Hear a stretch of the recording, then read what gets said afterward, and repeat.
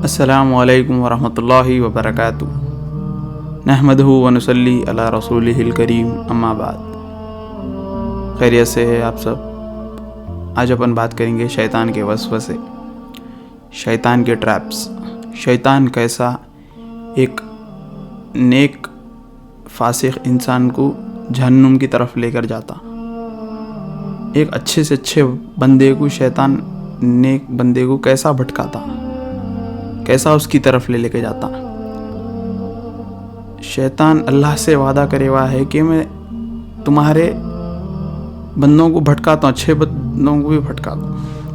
और कुरान में एक आयत है, आयत नंबर सूरा नंबर 59, आयत नंबर 16, 16वीं आयत।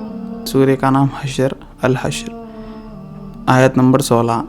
आयत के मायने हैं, उनकी निस्बत शैतान की से है। वो इंसान से कहते हैं कि तुम काफिर होगे। वो इंसान से कहता है कि तुम काफिर होगे। फिर जब वो काफिर हो गए तो कहता है कि मेरा अब तुमसे कोई वास्ता नहीं है, मैं तो अल्लाह से डरता हूँ जो सारे जहानों का रब है। तो तफसीर इब्ने कसीर इस पे एक वाक़या सुनाते हैं। वाक़या था बरसीसा का, जो बनी इसराइल के समय का एक नेक फासिक इंसान था, आबिद इंसान था। कुछ रिवायतों में आता है कि वो 60 साल तक अल्लाह की इबादत करता था। बस अल्लाह की इबादत में गुम रहता था, किसी बात भी नहीं करता था। एक दिन क्या हुआ, उसके पास एक 3 भाई आए, नौजवान। वो कहे कि हम जंग पर जा रहे हैं, हम जिहाद के लिए जा रहे हैं।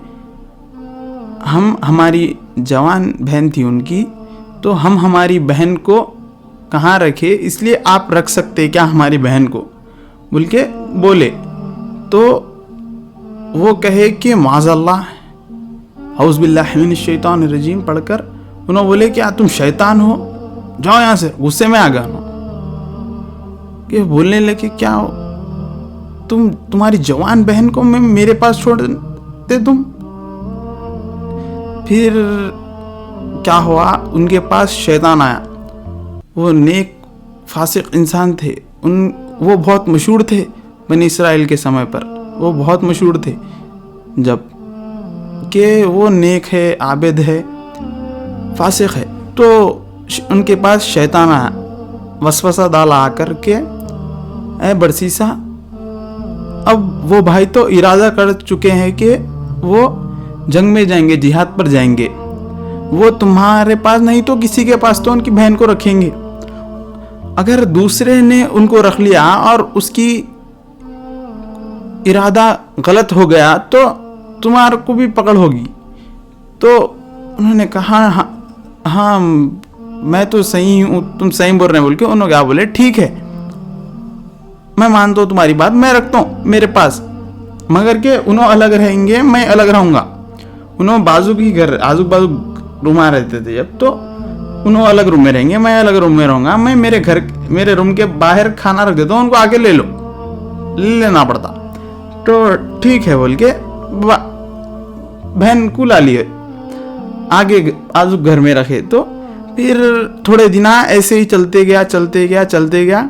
हुआ क्या, उसके बाद फिर शैतान आया। शैतान आके फिर एक वसवसा डाला, ऐ बरसीसा, तुम इतने गैरतमंद हो के कोई लड़की तुम्हारे घर के पास आकर खाना लेकर जाए, क्या तुम जाकर नहीं दे सकते? तुम्हारी गैरत कहाँ गई? तो शैतान ने वो वसवसा दिया।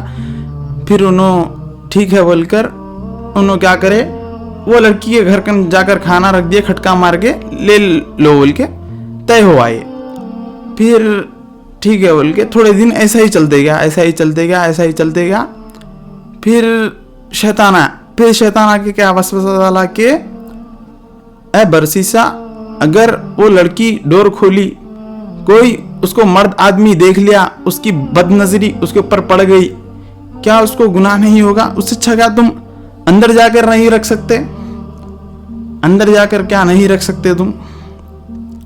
तो उन्होंने कहा हाँ सही है, ठीक है, मैं अंदर जाके रख देता हूँ। फिर हुआ क्या कि अंदर जाकर रख देने गए, थोड़े दिन ऐसे ही चला। फिर हुआ क्या कि फिर शैतान आया। शैतान आके फिर वसवसा डाला कि वो भाई इतने दिन हो गए जिहाद पर जाके, जंग पर जाके, वो बहन के ऊपर क्या गुजर रही होगी, तुम कुछ सलाम खैर खैरियत तो पूछ लो उससे, खैर खैरियत तो पूछ लो उससे, बाहर से ही खैर खैरियत पूछ लो, खटका मार के खैर खैरियत घर के बाहर से पूछ लो, ठीक है बोलकर, हाँ बोलकर हलू हलू बात सलाम तक आई। सलाम तक आकर सलाम खैर खैरियत बोल के बात आई। फिर शैतान आया। थोड़े दिन ऐसे ही चलते गया, ऐसे ही चलते गया। फिर थोड़े दिन के बाद शैतान आया, बोलने लगा कि तुम बाहर से सलाम करते हो, लोग क्या समझेंगे, लोगों को तो नहीं मालूम तुम क्या बात कर रहे हो, उससे अच्छा तुम अंदर जाओ, अंदर जाके थोड़ी कुछ बात कर लो, फिर आ जाओ, फिर आ जाओ। तुम्हारा तो ईमान पुख्ता है ना, तुम्हारा तो ईमान पुख्ता है ना, तुम्हारी नीयत तो साफ है ना, तुम जाओ बात कर कर आ जाओ। ऐसे ही होते गया, होते गया, होते गया। उन दोनों के बीच में शैतान ने वसवसा डालते गया, मोहब्बत चालू हो गई उन दोनों के बीच में।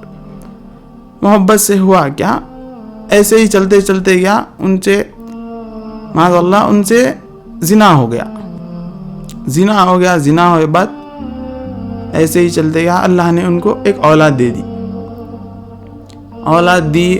उन ऐसे ही चलते गया, चलते गया।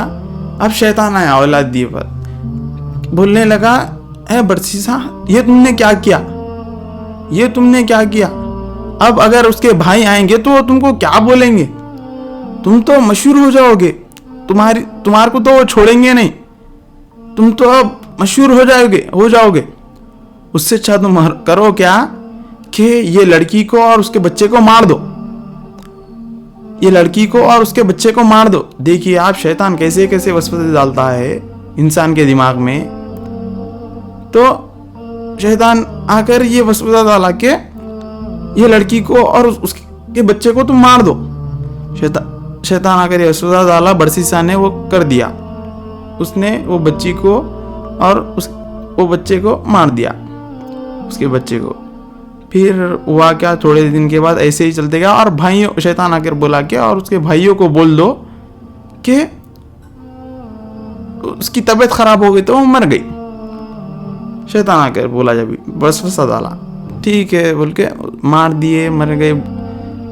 फिर उसके भाई आए, भाई आकर पूछे, आपका शुक्रिया, आप हमारी बहन को रखे। उन्होंने कहा इन्ना इलैहि व इन्ना इलैहि राजिऊन।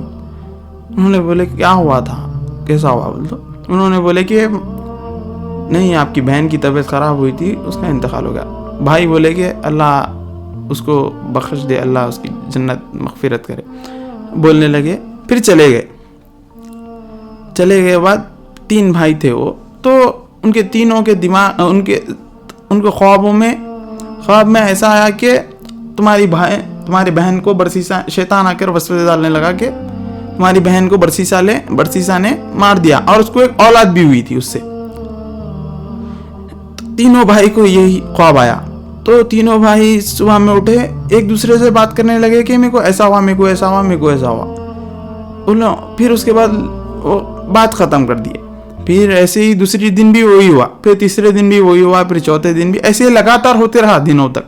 फिर उन्होंने क्या किया, इरादा किया कि हाँ चलो जाकर देखते हैं, वो जगह तुम्हारी बहन की खबर है, शैतान ने वसवसा डाला, तुम जाकर देख लो।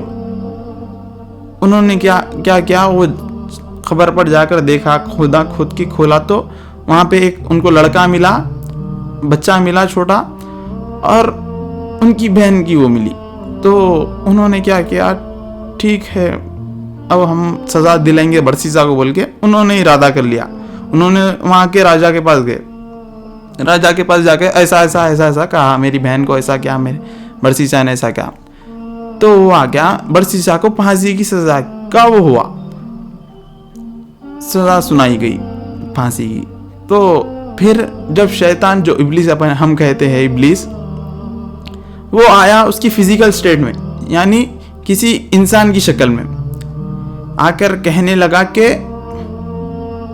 ऐ बरसीसा, अगर तुम मुझको अब सिजदा कर लो तो मैं तुम्हारा बचा लेता हूं।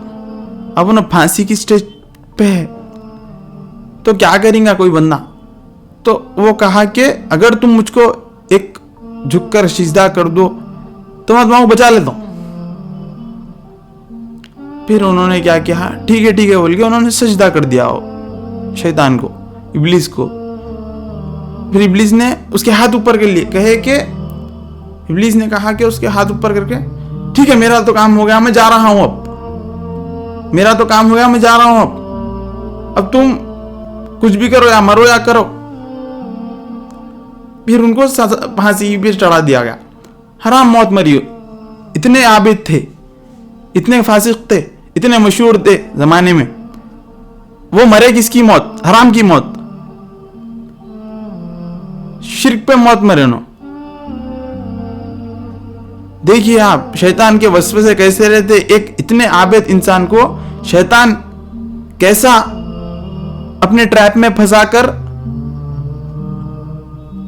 तो आप हम आजकल देखिए क्या इस वसवसों से इतने लोग मुख्तला है इस चीजों में, ऐसे ही चीजों में। वो आज क्या कहते, आजकल के जमाने की ये रियलिटी है बोल के मैं ये बात आई कि आजकल 70 to 80% ऐसे ही कहते हैं बच्चे, अरे भाई हम तो खाली सलामी कर रहे ना, अरे भाई हम तो कुछ करे नहीं ना, हम तो, अरे भाई उन्होंने इतने नेक आबिद इंसान रह के शैतान के वसवसों से नहीं बच सके तो आप क्या चीज है।